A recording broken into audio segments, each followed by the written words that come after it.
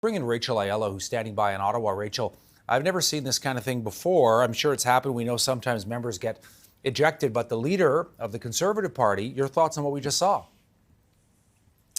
Yeah, I do believe this is the first time that I can recall Poilievre as Conservative leader being kicked out of the House of Commons in this manner. There have been some Conservative MPs over the last little while that have been asked by the Speaker to leave in this manner.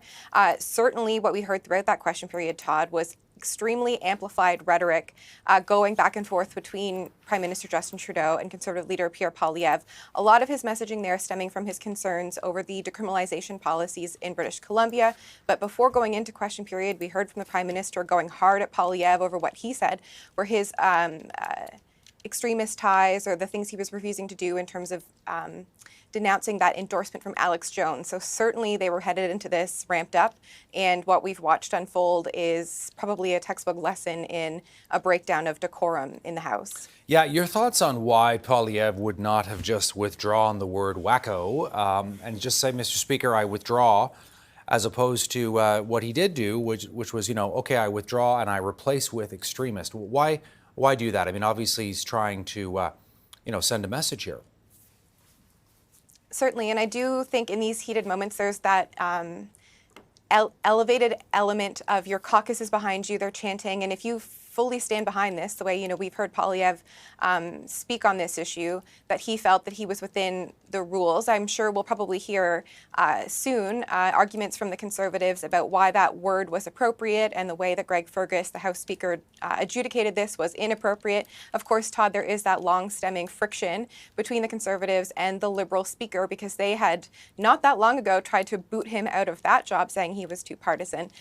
So certainly there was probably a bit of that underpinning Poilievre's refusal. Yeah, absolutely. And we see that, of course, it looks as if a number of the Conservatives are, and I'm just looking at this live here on the air, some of them have left.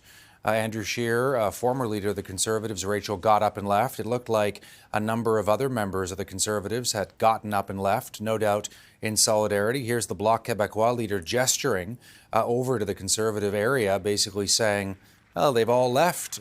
So this is this has turned into a full-scale Conservative walkout from the House of Commons. Rachel, your thoughts?